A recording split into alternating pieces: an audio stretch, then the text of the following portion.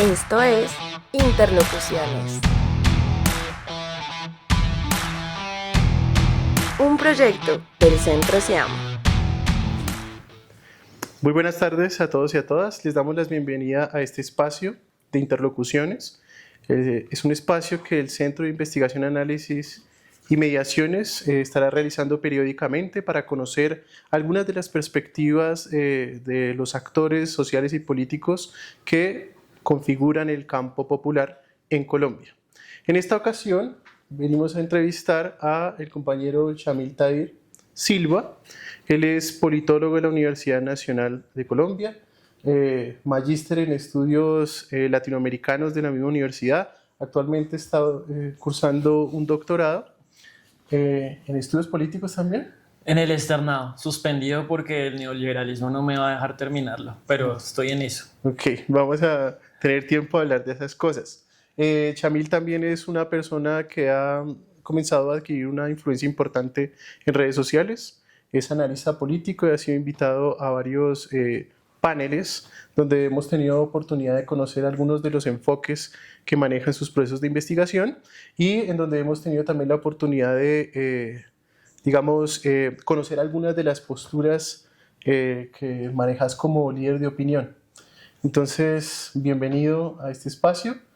No sé si querrás decir algo más a la audiencia. No, muchas gracias por la invitación. Hagámosle una con toda. Bien. Quisiéramos primero ahondar un poco en estos elementos que te definen como, digamos, un investigador, un analista de la realidad política en el país y también como una persona que ha estado interesada en posicionar ciertos debates, en posicionar ciertas ideas en las redes sociales. Cuéntanos primero en qué estás trabajando, cuáles son los temas que te ocupan en tu diario vivir. En mi diario vivir, yo en estos momentos hago parte del equipo de la concejal Don Catanazova del Pueblo Democrático en el Consejo de Bogotá. En estos momentos, por lo menos en los últimos 9 meses, he profundizado muchísimo en temas transversales de Bogotá, de su ordenamiento territorial, de su futuro como ciudad, del modelo de ciudad, de los intereses, de los grandes intereses, sobre todo el capitalismo que las atraviesan. Yo creo que por lo menos en los últimos 10 años, un poco menos, me he interesado sobre todo como en las lógicas del poder y de las élites del poder en Colombia, sobre todo en mi labor como docente universitario. Eso me llevó que precisamente mi proyecto de tesis doctoral sea sobre la captura del Estado colombiano por la organización Sarmiento Angulo. Pero digamos que también pues mis intereses han dependido como de mis momentos de la vida de militancia. Entonces, no sé, por ejemplo, cuando yo me conocí con usted en la universidad, el tema que más me interesaba era el conflicto de la tierra en Colombia y el papel de las organizaciones campesinas. Pero eso era porque yo estaba así metido de cabeza como en relacionamiento con organizaciones campesinas desde la universidad, sí.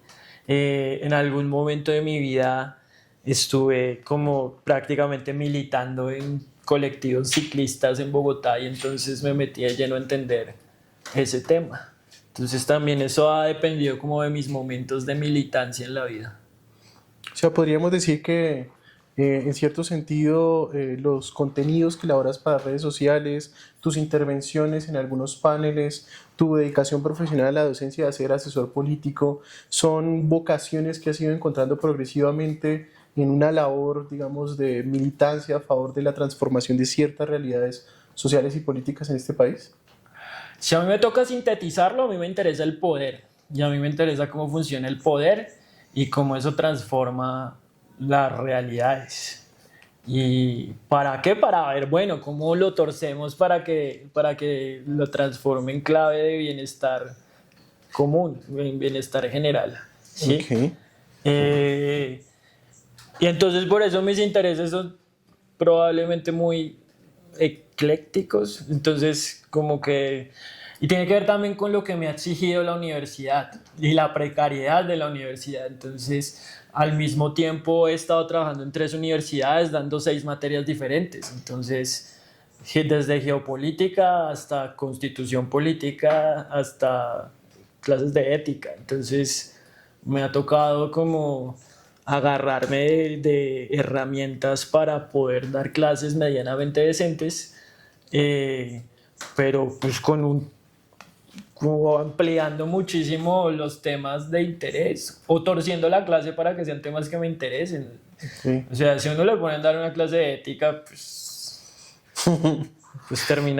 yo me acuerdo que terminé hablando fue de corrupción, sí. Okay. Es que me parece que ese es un dato interesante.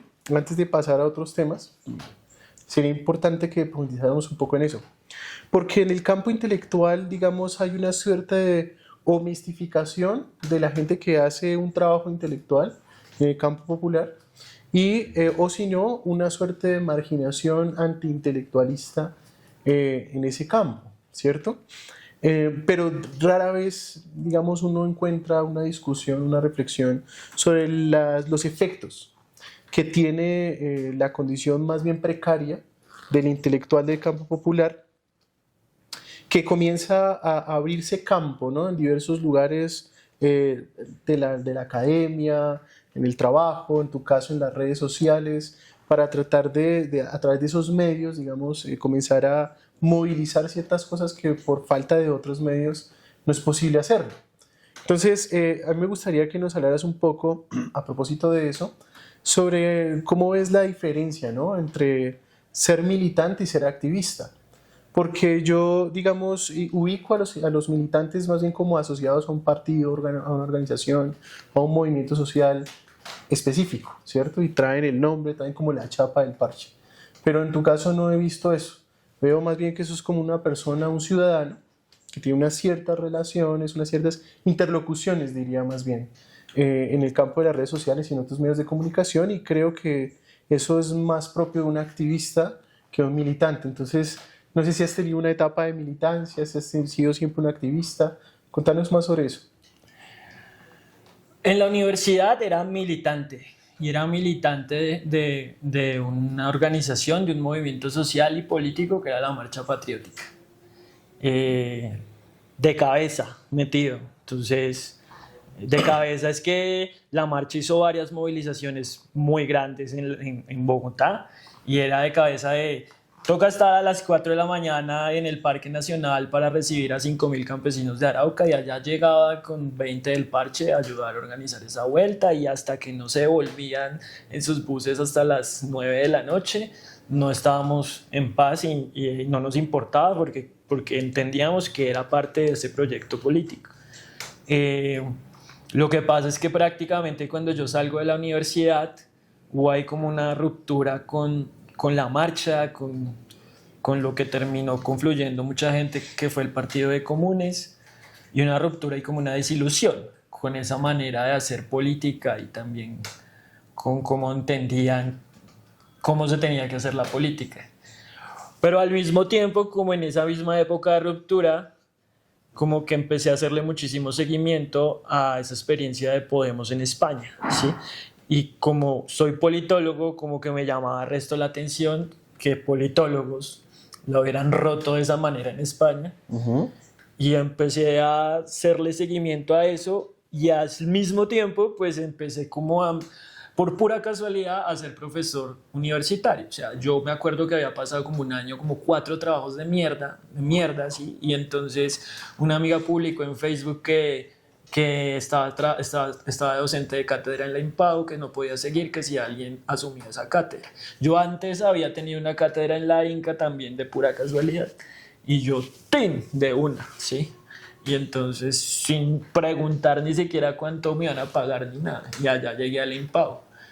Y digamos que por lo que había pasado en la universidad, pues yo sí sentía que ser profe era lo que me gustaba, o sea, pero yo había sido profe de campesinos, ¿sí? Uh-huh.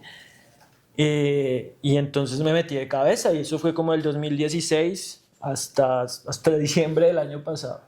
Y entonces empecé a coger experiencia, y lo que le digo de la precariedad, pero siendo profe, me empecé a conectar con muchos estudiantes por redes sociales y fue una cosa como súper natural.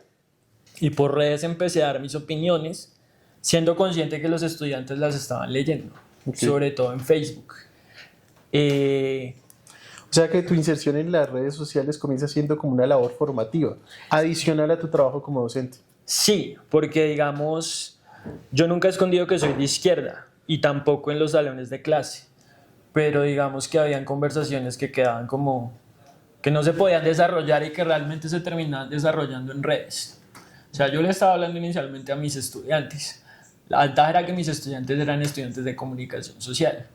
Entonces hubo un momento en que los estudiantes, siendo ya profesionales, me empezaron a invitar como invitado a los medios en donde trabajaban. Sobre todo, muchos llegaron de practicantes a Cable Noticias. Y pues empecé a salir fue en los paneles de opinión de Cable Noticias. A propósito de lo que decía ahorita, digamos que termina uno también como opinando de un montón de cosas, pero a uno lo empiezan como a llamar por cosas súper específicas y después le empiezan a ampliar la vuelta. Entonces al principio me llamaban por temas de relaciones internacionales, porque los que me invitaban habían sido estudiantes míos de las clases de geopolítica, ¿sí? Y pues por diferentes razones ya terminé como en temas más de política nacional y eso, ¿sí? Pero digamos que como que era ese espacio en ese medio, porque era sobre todo ese medio, he tenido apariciones en otros medios, pero muy pocas. El espacio de las redes y un espacio que ha empezado a crecer por lo menos este último año, que es a través de un canal de YouTube que es Palabras Mayores, que tiene muchísima audiencia. Muy probablemente me ve más gente en Palabras Mayores que la que me ve en un programa como Cable Noticias. Ok, ¿sí? Interesante. Y eso lo conecto con lo otro porque entonces yo tenía como la conciencia por lo que había visto de Podemos y todo que ese espacio era importante, o sea, en términos políticos, ¿sí? Como que había que disputarse el discurso y había que meterse en ese mierdero, ¿sí? Realmente que yo diga que haya tenido debates así claves importantes en que yo haya dicho, bueno, toque hay una tecla, pocos, pero claves, ¿sí? Yo creo que sobre todo en estos últimos 2 años, más o menos. Bien. Digamos, para pasar ya un poco más del plano personal al ámbito de la vida común, sí quisiera que nos plantearas una cierta asociación, porque creo que a muchos de los que estuvimos atentos a lo que estaba ocurriendo en el mundo, ¿no?, las democracias del mundo entre los años 2013 y 2018, nos llamó mucho la atención la experiencia de Podemos, ¿no?, y todo lo que fue el 15M, lo que representaron, ¿no?, en su momento 3 figuras importantes como Pablo Iglesias, Juan Carlos Monedero y Íñigo Errejón. Y era ver, pero lo que digamos más impresionaba era ver algo que uno no ve nunca en la televisión colombiana, porque es algo muy raro, y es ver a personas de izquierda diciendo abiertamente que son de izquierda, pero proponiendo unos debates en un nivel, digamos, que no es muy habitual en los programas de opinión. Es particularmente sintomático que en los programas de opinión los analistas, y lo pongo entre comillas porque muchos de ellos son realmente opinadores con datos, que es una cosa muy diferente a ser un analista. El analista tiene toda la seriedad, el rigor del método, digamos, de la organización conceptual de un discurso, que uno generalmente no ve. Y generalmente uno ve que tienen una suerte de intención ya preestablecida, no llegan al ágora a compartir un conocimiento, a tratar de, a través del diálogo, revelar una verdad, sino que llegan ya con el arco y la flecha, con un objetivo, con un blanco bien definido. Entonces, al ver a esta gente, uno dice, efectivamente, hay 2 cosas importantes que hay que hacer. Una, conectar la forma partido con la forma movimiento, y la otra, copar los medios de comunicación para, digámoslo así, adelantar una batalla ideológica. Entonces, en esa perspectiva, desde el Centro de Investigación, Análisis y Mediaciones hemos estado trabajando una cierta tesis sobre lo que ha significado el momento progresista en Colombia. Y lo llamamos momento progresista en la medida en que el sistema político colombiano, que venía de algún modo cerrado todavía a través del proceso de contrarreforma que sucedió a la Constitución de 1991, que si bien no pudo evitar que se pluralizara el escenario, el sistema de partidos, ¿cierto? De todas maneras mantenía el eje gubernamental o el poder ejecutivo en manos de una oligarquía ya más bien tradicional, incluso tratándose del uribismo, que no pertenece exactamente a las élites heredadas de la colonia. Su poder sí está afincado sobre esa materialidad colonial del Estado señorial y hacendatario, ¿no? Con la amalgama latifundio terror de Estado que nosotros pues hemos tenido que padecer durante mucho tiempo. El momento progresista, el hecho, en el momento en el que aparece un gobierno como el de Gustavo Petro y Francia Márquez, ha sido significativo para la evolución histórica del sistema democrático en nuestro país. Entonces, ¿cómo conectarías vos esa impresión quizá generacional de que en la izquierda nos demos cuenta de que es importante copar los escenarios de la comunicación política y por otra parte tratar de transitar de la forma de movimiento casi siempre en resistencia y contestación al poder del Estado a hacer gobierno, ¿cierto? Y a configurar partidos políticos y coaliciones que respalden ese gobierno y sus propuestas? ¿Cómo asocias, digamos, esas tres cosas en tu experiencia personal como analista y como activista político en las redes?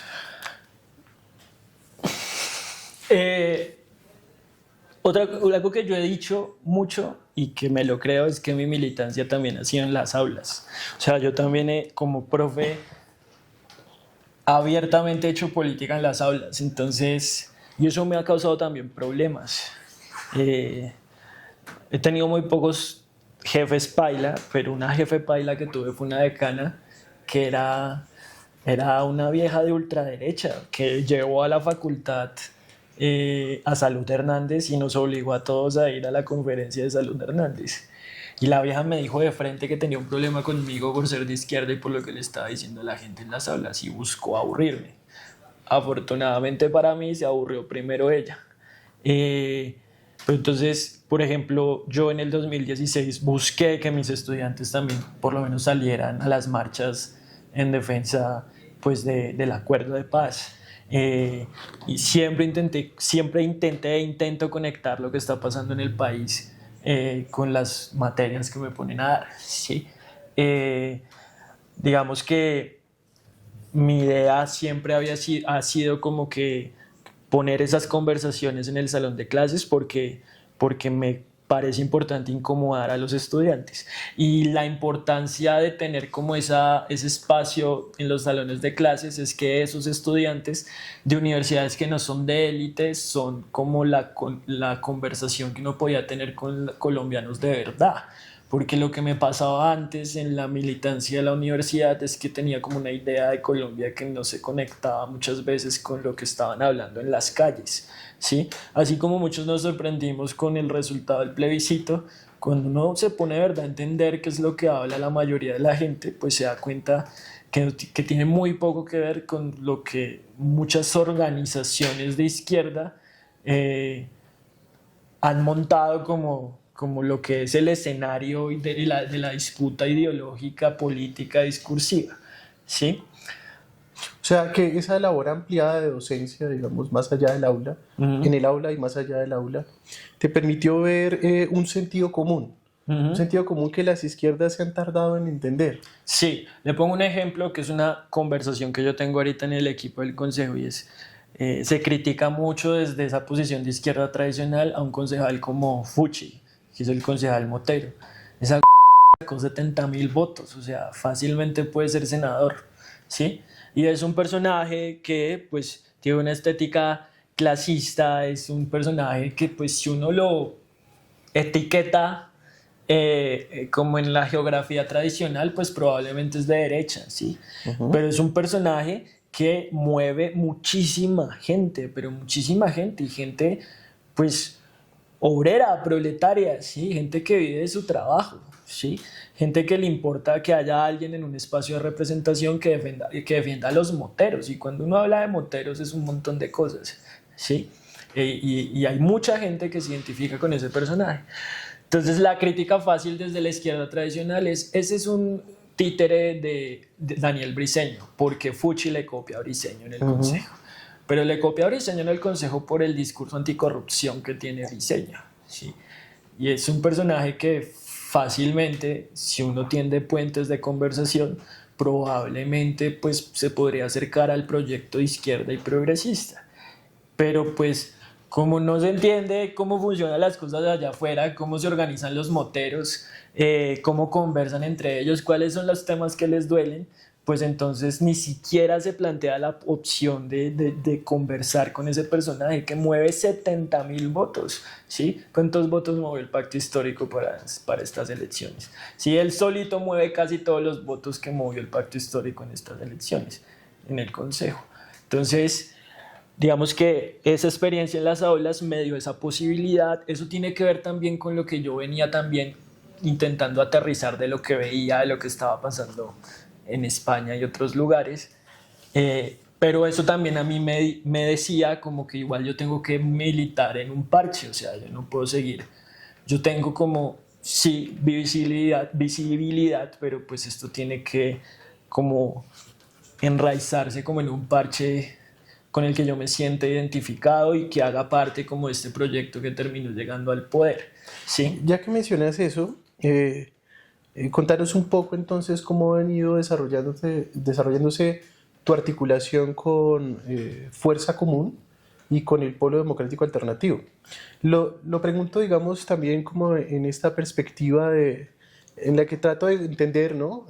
Para todos y para todas, ¿cómo ha sido la evolución de tu trayectoria? Porque decís primero que eras un militante de la Marcha Patriótica. Allá hay una experiencia a la vez positiva y a la vez negativa que te obliga a hacerte a un lado. Pasas a la docencia. En la docencia tratas de crear una forma de comunicación con tus estudiantes que va más allá del aula. Y después de eso, entonces, por inercia de ese proceso, terminas interviniendo de manera importante para muchos de nosotros y nosotras en las redes sociales con inercia, y en lugares. Pero buscándolo. O sea, en el momento en que se me abrió la posibilidad, no me lo tomé como una cosa cualquiera. Dije, listo, esto toca aprovecharlo y abrirlo con Porque todo. habías entendido que a partir de esas experiencias que nombras, era importante estar en esos escenarios. Ajá. Ahora, imagino que es también una perspectiva generacional muy puntual a propósito de las experiencias políticas del presente, lo que te está llamando de nuevo a la organicidad, a ser parte de un colectivo, de un partido político, un movimiento. Contanos entonces cómo es que los acontecimientos de nuestro presente te están llevando por esa vía. Yo le metí muy duro a la campaña del 2018, pero desde ese espacio como individual, ¿sí? Y le aposté desde mis pocos recursos y capacidades de que tenía que pasar en el 2018. No pasó. Pasó lo del paro, ¿sí? Del 2019 y 2021 también. Me sentí como muy impotente sin poder hacer mucho yo solo desde ese espacio de comunicación como tan individual desde las redes. Me desahogaba como en redes sociales, pero decía, me falta parche con el que por lo menos salir a mirar cómo ayudar, más o menos, ¿sí? Yo conecté y dije, pues me voy a juntar con los que me había juntado antes. Entonces primero me junté con gente que había militado conmigo en la marcha y es un parche que es una tendencia dentro del polo que es alternativa, ¿sí? Que uno de sus liderazgos acá en Bogotá es David Flores, ¿sí? Que hacía parte de la FEU en la universidad. Y David rápidamente me abrió las puertas y que todo bien y que empecé a caer a las reuniones. Ya en ese momento yo ya estaba casado y con familia, entonces ya digamos no es lo mismo, ¿sí? No puedes dedicarte 24/7 a militar. Sí, no es lo mismo. Entonces, digamos que habían coincidencias por esa historia, pero no me sentía cómodo, ¿sí? Por muchas razones. Y al final yo conocí a Donca desde el 2015 más o menos, y una vez... Activista también del movimiento estudiantil. Sí, pues Donka la conocen en los barrios populares de esta ciudad desde hace 20 años por lo menos. Sí, yo siempre le digo a Donka que ella tiene lo que no tienen muchos concejales influencers, y es que si preguntan por ella en Ciudad Bolívar, pues seguramente la referencian, y a un personaje como, no sé, como Julián Triana seguramente no. Que si ella fuera las dos cosas, o sea, si fuera influencer también, pues la rompería, ¿sí? Pero no me copia con esa vuelta. Pero Hace parte de otra escuela, en todo hace caso. parte de otra escuela, exacto. Finalmente, pues ella es probablemente una generación más que yo. O sea, cuando yo estaba entrando a la universidad, ella ya estaba saliendo. ¿Sí? Ella le tocaron otras vueltas, ¿sí? Pues yo la conocí hace rato, y yo no tengo duda de que ella está comprometida con el proyecto progresista, y nos tomamos un tinto y le dije como, yo quiero militar en fuerza, y ella igualmente me abrió las puertas muy fácilmente. Rápidamente fue como lo de la campaña al consejo. Yo en ningún momento busqué hacer parte del equipo del consejo, pero yo colaboré en lo que pude, y después de que ella terminó en el consejo, ella fue la que ella me propuso hacer parte de su equipo. Yo no lo busqué en ningún momento, pero entonces yo dije, bueno, esta es una oportunidad chévere, vamos a camellar en el consejo para ver cómo es la vuelta por dentro. Y en estos 9 meses he aprendido cómo funcionan las instituciones por dentro. Sí. Pero quisiera hacerte una pregunta un poco incómoda. Ajá. Mirando esa trayectoria, has llegado a un punto que me parece interesante, y es, bueno, estás buscando ahora una organicidad. Te involucras con Fuerza Común, es una tendencia del Poli. ¿Podría considerarse que esa búsqueda obedece a la intención de resolver uno de los vacíos que pueden tener muchos de los liderazgos de opinión que actualmente están emergiendo y que incluso terminan en el Consejo de Bogotá, y por ahí creo que hay 2 o 3, o en otras instituciones del Estado? Pero son líderes de opinión que crecieron en las redes, pero que no tienen un trabajo de base, y gente que no se ve cara a cara con el ciudadano y la ciudadana a pie que vive en los territorios. ¿Podría considerarse que esa búsqueda de organicidad es también un intento por volver a reencontrarte con las bases? Yo creo que hay una tensión que no vamos a resolver acá, y es que precisamente por la fragmentación de la sociedad actual, la gente le copia a personas, no a organizaciones. Y le copia a personas que de alguna manera u otra la gente cree que representan sus dolores o sus afanes. ¿Sí? Fucho es un ejemplo, pero puede ser Rodolfo Hernández, o puede ser también el mismo Gustavo Petro. Le copias a personas, ¿sí? Y esos personajes, en la mayoría de los casos, han entendido pues cómo la gente se educa políticamente hoy en día, sin que hagan toda esta reflexión. Entonces, le vuelvo a poner el ejemplo de Fuchi porque es el ejemplo que tengo más cercano. Ese man, todo un viernes, porque la oficina está al lado, hace contenido para redes sociales, ¿sí? Y lo que hemos visto es que tiene a buena parte de su equipo resolviéndole problemas de movilidad a su base social, ¿sí? El man tiene un tema y está metido y está jodiendo a Secretaría de Movilidad todo el tiempo por el tema de los moteros. Eso es lo que lo tiene ahí, o sea, tiene claro a quién le tiene que responder, ¿sí? ¿Por qué digo que esa tensión no se va a resolver acá? Pues porque yo también creo que no se puede depender solo de figuras particulares, ¿sí? Sea Petro, sea Fuchi, sea el quien sea, ¿sí? Entonces tiene que haber un aparato político que ayude como a tramitar todos estos procesos, ojalá de manera democrática pues en la medida de lo posible, ¿sí? Algo que yo entendí con la marcha patriótica, y es algo que yo aprendí, es que hay temas que tienen que ser eficientes, o sea, no todo se puede someter a votación. ¿Sí? O sea, ese aparato político tiene que ser las dos cosas, eficiente, democrático, y tiene que entender pues que en muchos casos estos liderazgos no son necesariamente un error de la Matrix, responde también a cómo está organizada la sociedad, ¿sí? Y yo me quiero mover en medio de todo eso, ¿sí? Sí, digamos que los influencers llegaron para quedarse, al menos un Sí. buen tiempo. Pero entonces ahora el problema Porque es... hay otro ejemplo que no hemos hablado en ese mismo consejo y es Chiavenato. Sí, ese también es concejal y ese sacó por lo menos unos 10.000 votos él solo. Él dijo que hizo campaña 3 días, hizo 3 TikToks y ya la sacó del estadio. Es probable, probablemente detrás de eso hay otra cosa, ¿sí? Claro, pero también hay una fragilidad. Lo que quiero decir con ese man es que ese man no tiene las dos cosas. O sea, Sí, ese man es un producto de marketing. es como JP Hernández, el influencer que de algún modo construye su capital político a través de las redes, que no se lo debe a la gente, no se lo debe a otro. Se siente que va en una barcaza donde él es el único capitán y que puede coger hacia la dirección que quiera, porque a la larga lo va a presentar de uno u otro modo a través de las redes y va a seguir conservando parte de su audiencia o de sus seguidores. JP Hernández llega ya, digamos, un influencer de peso, llega con muchos votos al Senado, al Congreso, y rapidito se va del bloque progresista a la reacción más atrabiliar, al uribismo, ¿sí? Y ahora es uña y mugre con el uribismo. Entonces eso hace que los influencers tengan una fragilidad ideológica, que es la que da el arduo trabajo de compromiso con la gente en los territorios.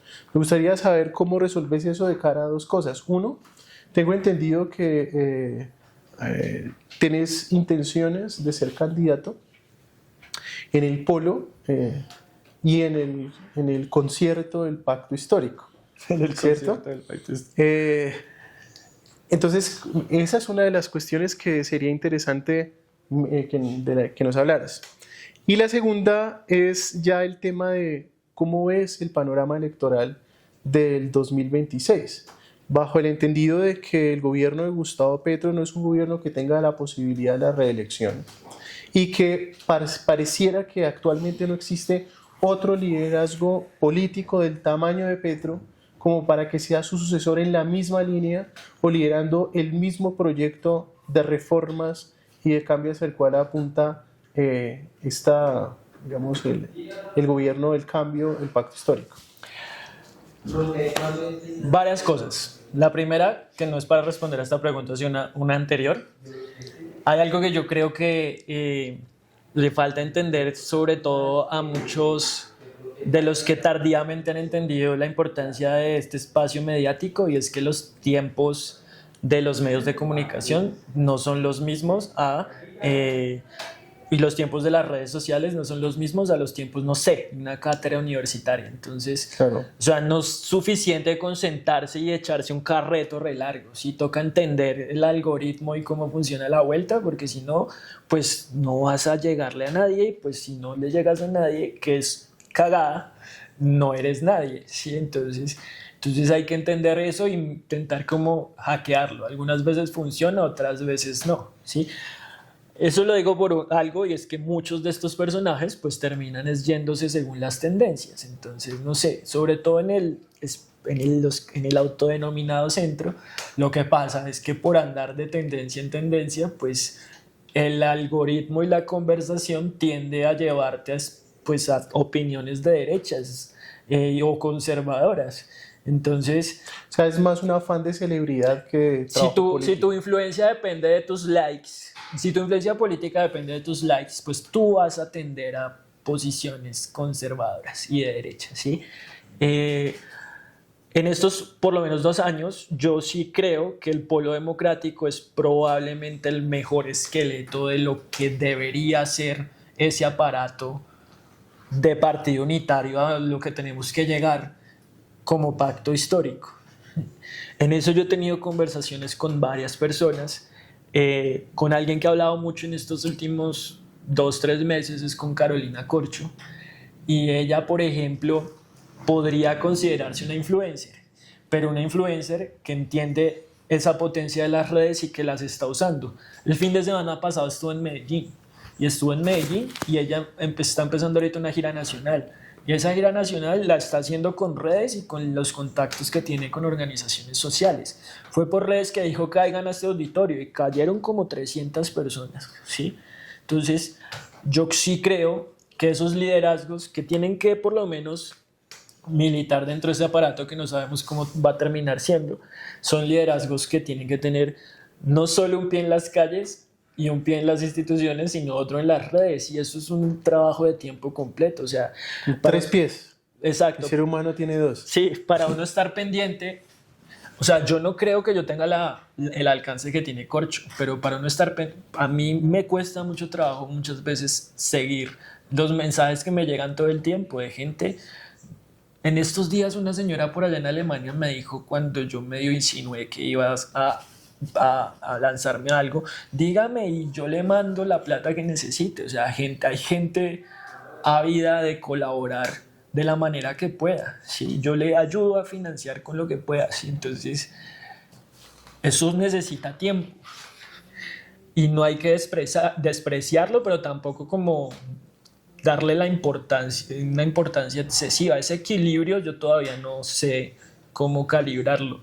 Pero entonces vuelvo a lo de Corcho, porque entonces ella logró llenar un auditorio de un sindicato en Medellín, que es un territorio paramilitar, de gente interesada en lo que ella tenía que decir sobre el proyecto progresista, porque está como navegando en esas contradicciones. Y el proyecto de ella y de varias es contribuir a ese partido unitario, ¿sí? Que sea democrático y que pues ayude a superar el liderazgo, a superar la dependencia del liderazgo de Gustavo Petro, y ojalá que no, y sin perder el gobierno en el 2026. En esa conversación estamos.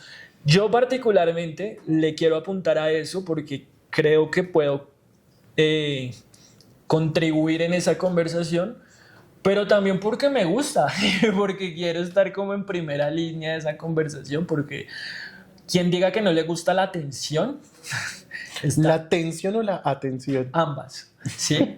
Quien diga que no le gusta ambas está mintiendo, o sea, porque esto es exigente también mentalmente, emocionalmente.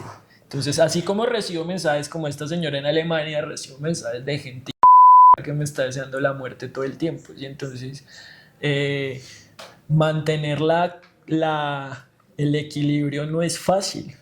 A propósito de esta noción de equilibrio que me parece tan importante, quisiera que profundizáramos un poco más en cuáles son tus posturas frente a la propuesta de un partido unitario. Justamente porque leyendo el texto de Carolina Corcho que aparece en la revista Sur, ella toca varios temas que están como muy articulados con el asunto de la hegemonía, ¿no? Entonces, el pacto histórico, el proyecto progresista debe volverse hegemónico.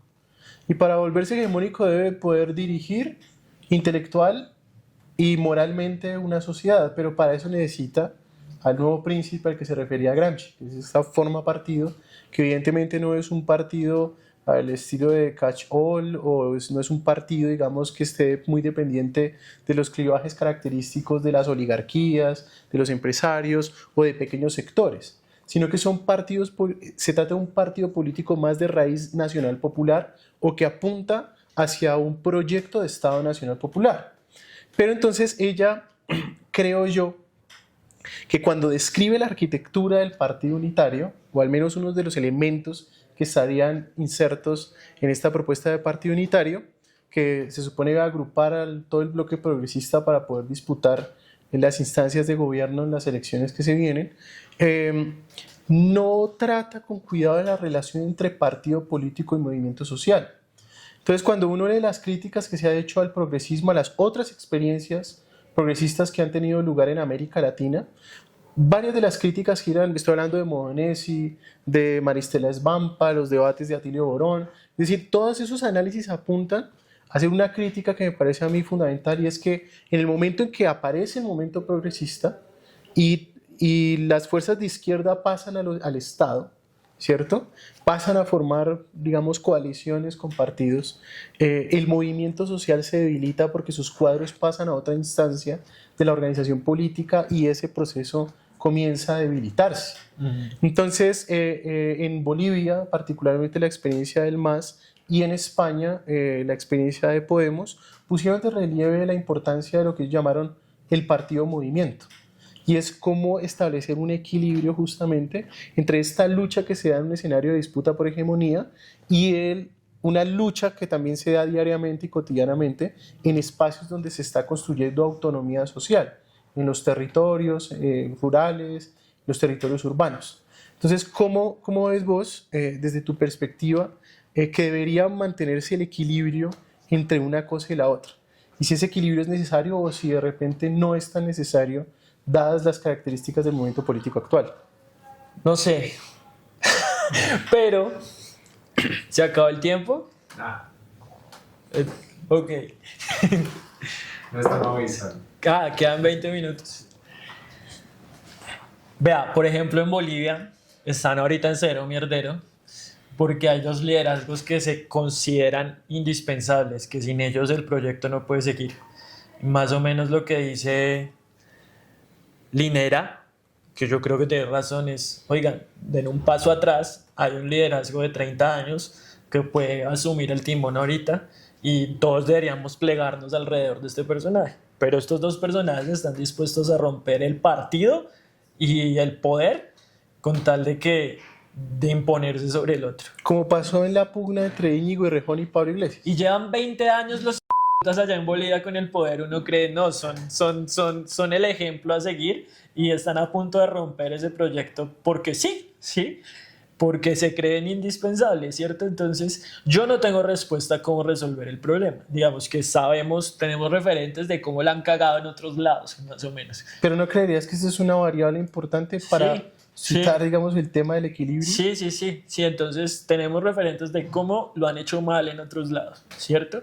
Uh-huh. En estos días yo leía sobre la experiencia del Partido Socialdemócrata Alemán antes de la Primera Guerra Mundial. Y me pareció una cosa súper importante lo que decían, y es que llegaron a ser un partido mayoritario porque se preocuparon, como estaban por fuera del juego electoral, se preocuparon por formar centros de ajedrez, parches de caminatas, coros de mujeres, coros de hombres mixtos cuando no existían los coros de mixtos en esa Alemania, ¿sí? Y el enraizamiento de ese partido, lo que lo hizo un partido de masas, fue eso, ¿sí? Fue eso, en ese momento. Es como construir una base comunitaria. Exacto, espacios comunitarios en donde la gente se sienta en comunidad. Eso se hace a largo plazo, allá se demoraron por lo menos 25 años, o sea, el artículo lo que explicaba es que eso empezó como en la segunda mitad del siglo XIX y el partido era mayoritario años antes de la Primera Guerra Mundial, ¿sí? O sea, cualquier proyecto de un aparato de esos es un proyecto a mediano y largo plazo, no es un proyecto que tenga que responder necesariamente a los ciclos electorales, que son importantes. Uh-huh. ¿Qué es lo que yo veo ahorita? Que la discusión como que es lo que estaba minando la conversación sobre el partido unitario es el afán electoral, ¿sí? Que yo insisto es importante, pero pues no se reduce a eso un partido. No se reduce a eso un partido, tal cual, ¿sí? Si lo dejamos a la mecánica electoral, pues parce, ya el pueblo cometió el primer error para mí, es decir, no tenemos tiempo para unas elecciones internas, concentrémonos en las probables elecciones del partido Pacto Histórico. Que es una de las cosas que Carolina Corcho advierte, ¿no? Uh-huh. Como el tema electoral llevó al Pacto Histórico a cometer múltiples errores, no solamente administrativos en lo que respecta a la configuración de las listas y todo eso, sino también errores políticos, uh-huh, donde empezó a entrar un montón de gente que no tenía, digamos, una orientación política clara en favor del proyecto de cambio. Quisiera que finalizáramos con un asunto. Pero no me dejó terminar. Perdón. Otra cosa que yo creo que no es de lo que nos están preocupando es de ese escenario mediático. Entonces, uno ve varios congresistas del pacto que van y llegan a donde Vicky Ávila, porque Vicky los invita a su espacio en semana, y cogen y los encierran y los vuelven mierda, porque Vicky no es ninguna huevona y ella sabe y ella domina el espacio, ¿sí? Entonces, el partido, ese probable partido, se tendría que preocupar también porque, bueno, que los cuadros que vayan a ir a ponerse de carne de cañón en espacios que van a ser digamos, hostiles al proyecto, pues que estén preparados para llegar allá. O sea, no porque seas un militante de izquierda que haya estudiado mucho, vas a poder salir de ese espacio bien, ¿sí? Ujú. Entonces ese partido también se tiene que preocupar por eso, pero además de eso, preocuparse también de los espacios de comunicación como más, pues no sé la palabra. Yo siempre pongo el ejemplo de que Rodolfo Hernández no solo fue un fenómeno de TikTok, ¿sí? Rodolfo tenía un aparato de grupos de WhatsApp que iba a lo municipal, a lo departamental, a lo regional, y eso era que usted se inscribía en la página de Rodolfo Hernández y usted lo redirigían al grupo de WhatsApp de su pueblo, ¿sí? De la Rodolfoneta y tales, y por ahí estaban organizando a la gente también, y eso no está lo suficientemente analizado. O sea, Rodolfo no tenía ética, no tenía estética, pero sí lógica. Sí, sí. El man entendía esto que estamos hablando de cómo se educa a la gente políticamente hoy en día. Entonces, toda esa gente que votó por ese man, votó también porque estaba organizada. Por lo menos le llegaban los mensajes particulares de su grupo de WhatsApp, de su pueblo, en no sé dónde. Sí, entonces, eso es algo que no se está pensando lo suficiente. No es suficiente con pagar una cuenta verificada en Twitter. O sea, Claro. eso hay que hacerlo con método. Y eso hay que hacerlo también. Es una técnica. Sí, eso hay que hacerlo también intentando ir en contravía de la tendencia del algoritmo. Sí, y eso no sé, eso hay que pensárselo de manera más orgánica. Sí, no puede ser algo que se inventó Chamil un día. Sí, eso tiene que ser conversado con profundidad. Ahora sí terminé. Creo que era la siguiente pregunta. La última pregunta que quisiera, pues más que una pregunta, es que me gustaría saber qué pensás justamente en ese escenario de tránsito por el que estamos actualmente pasando, ¿no? Entonces, la Constitución del 91 significó una apertura del sistema político en relación con el de la Constitución de 1886. Y podríamos decir que a partir de eso hay un punto de inflexión en el proceso de democratización en Colombia, truncado por una serie de contrarreformas, todo el proyecto de la seguridad democrática, que fueron básicamente gestos de una élite política muy apuntalada en la estructura de privilegios que históricamente pues, ha ordenado el país, y que militó, digamos, radicalmente contra la realización completa de la Constitución del 91. La llegada del pacto del gobierno de cambio, en cabeza de Gustavo Petro y Francia Márquez, pues significó una especie de reactivación, a mi modo de ver, una reactivación del proyecto de ese punto de inflexión que aparece con la Constitución del 91 y que viene a consolidarse apenas ahora. El hecho de que exista un gobierno que no sea ni liberal ni conservador, que no sea oligárquico, es ya, digamos, un punto de inflexión muy profundo en la historia política de nuestro país. Pero me da la impresión de que muchas personas sean detractores o sean partidarios del gobierno de Petro y Márquez y en general del proyecto de cambio que el pacto histórico pretende representar, no han entendido eso. Entonces se han apresurado a criticar varios aspectos del gobierno que sin duda no son los mejores, pero que de algún modo tienen unas explicaciones que no son propiamente las fallas humanas, sino las sinergias históricas de un sistema, un régimen de poder en el que ese gobierno sigue siendo subalterno. Es decir, que el gobierno, por ser gobierno, no es el que está al mando del proceso político, sino que sigue en una posición de confrontación y de lucha por una hegemonía que todavía no se tiene. Entonces, quisiera que termináramos esta entrevista Pero quedan 10 minutos. con una intervención sobre eso. Pues si se demora 10 minutos, pero, pero sí, como que nos aclaras qué perspectiva tenés, digamos, a propósito de las tareas que se vienen en la lucha por la hegemonía en este país a favor del proyecto de cambio. Ahorita criticaban al gobierno por escoger a Gregorio El Hash como el candidato a la Procuraduría, ¿cierto? Digamos, uno lo entiende, la correlación de fuerzas era como la única opción viable para que Germán Vargas Lleras no se quedara con la Procuraduría General de la Nación, más o menos. Yo hubiera volteado la conversación si estuviéramos por lo menos orientando la conversación en medios y les hubiera devuelto la pregunta, bueno, ¿y por qué no nos estamos preguntando cómo carajos Germán Vargas Lleras pone 2 candidatos a la Procuraduría y por qué tiene tanta influencia en la rama judicial? Eso era lo que tenían que hacer, no disculpándose por que el presidente postuló a Gregorio El Hash, ¿cierto? Hay que tener la capacidad de voltearles las conversaciones. Yo lo que creo, yo estoy convencido, puede que esté equivocado, pero en estos momentos estoy convencido de que toca preocuparnos por construir ese aparato político, ¿sí? De que toca tomar las referencias de cómo la cagaron en otros lados, ¿sí? Hablamos de Bolivia, pero también ahorita la moda es hablar de Morena en México, ¿sí? Pues entonces en serio preocupémonos cómo llegaron allá, ¿sí? Cómo Andrés Manuel López Obrador ahora es fenómeno en redes sociales, pero estuvo 12 años caminándose todo el país para pues ayudar a construir ese partido. El man se preocupó primero por construir el partido, ¿sí? Entonces agarrémonos de todas esas experiencias y cómo las traducimos acá, tomémonos en serio esa vuelta. Yo creo que hay mucha gente hoy dentro del pacto que tiene cargos y tiene poder, que está preocupada es por cómo quedarse hoy con un pedacito de poder cuando vuelva a la derecha al gobierno, ¿sí? Yo creo eso, ojalá esté equivocado, porque no se están preocupando por las conversaciones urgentes. Yo no estoy seguro que vamos a conservar el gobierno en el 2026. A mí me parece que en estos momentos están como abiertas las opciones y puede llegar en cualquier momento una opción así, un Rodolfo Hernández 2.0, más o menos, ¿sí?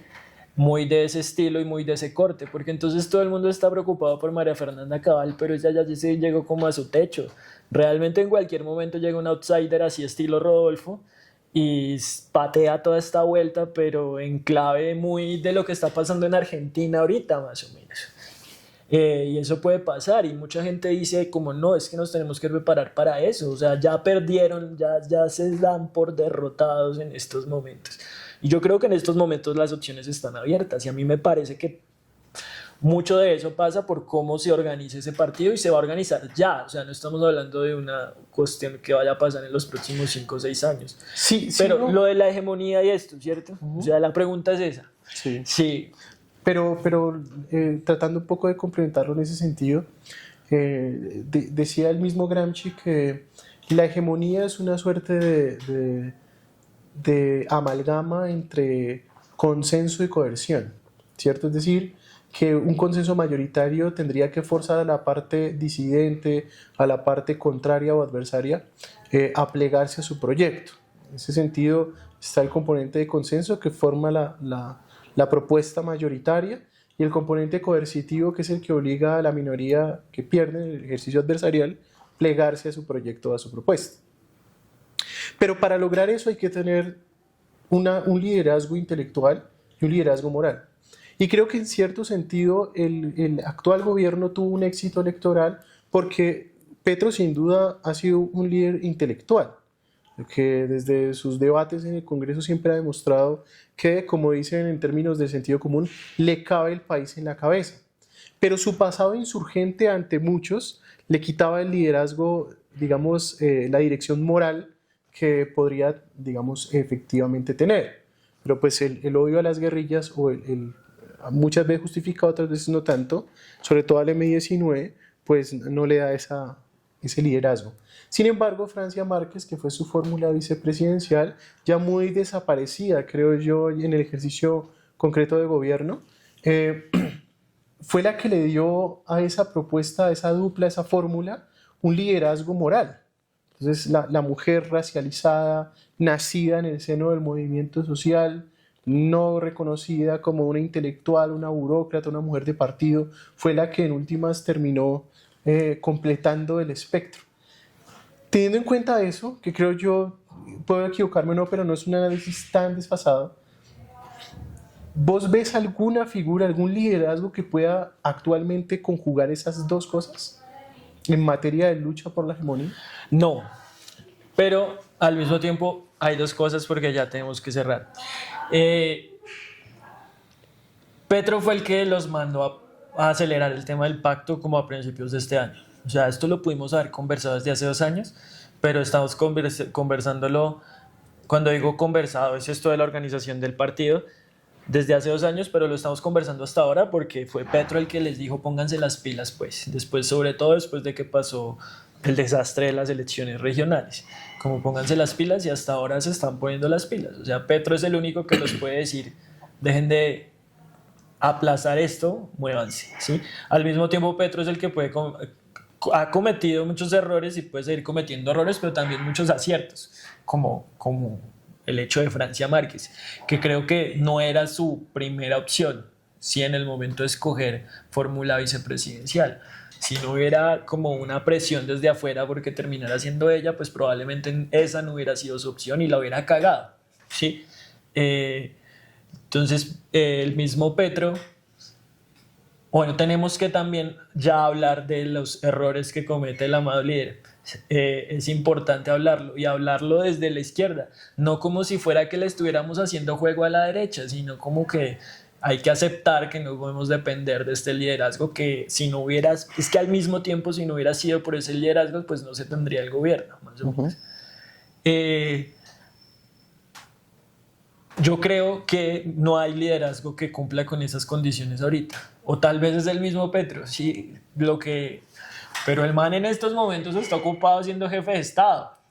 Entonces tal vez los que están como en la segunda línea, que desafortunadamente para mí son los que son congresistas en estos momentos, deberían por favor preocuparse porque este proceso de partido unitario salga bien, ¿sí? Salga bien, o salga por lo menos no tan mal, no tan mal. Entonces, yo no tengo la respuesta, esto se va a definir en los próximos meses y depende de muchas variables ahorita, ¿sí? Lo que le mencionó de la experiencia de Carolina Corcho me parece interesante porque desde afuera está intentando hacer esa labor. Que la gente que nos vea nos diga que otras personas desde afuera están haciendo labores similares, seguro. No, pero pregúnteles ahí, todo bien. Que la gente que nos ve, por favor, nos diga que otras personas desde afuera, seguramente a niveles más locales o más regionales, están haciendo la misma labor, que es una labor clave. Okay. El problema es que esto se termina definiendo en términos jurídicos, de cómo se va a consolidar la personería jurídica. Entonces, ahorita hay varias opciones abiertas. Nos toca como volver a charlar en unos meses para saber cómo se resuelve. Bueno, Chamil, te agradezco pues por regalarnos este tiempito, comenzar a ampliar, digamos, las perspectivas que el Centro de Investigación, Análisis y Mediaciones quiere comenzar a analizar, a cartografiar, a indagar largamente para darlas a conocer, digamos, a las personas que hasta el momento nos siguen y que esperamos cada vez sea una comunidad mayor. Entonces, a las personas que nos están viendo, les agradecemos. Seguiremos buscando otros interlocutores que sean valiosos para entender las perspectivas que se van abriendo en el campo popular de cara a las próximas elecciones, pero no solamente de cara a esas elecciones, sino de cara al proceso histórico que la política en nuestro país está experimentando. Adiós. Muchas gracias, muy divertido. Síguenos en nuestras redes sociales. Encuentra los links en la descripción y sigue nuestra página web centrociam.org. Somos CIAM, Centro de Investigación, Análisis y Mediaciones. Que son unos lambones de mierda. Y entonces, y ella tiene un doble rasero. Y todo esto está grabando, ¿sí es cierto? Ya le llega así un... Después le llega un video anónimo con todo esto, yo diciéndole, y ahí sí ya, mejor dicho. Ah, pero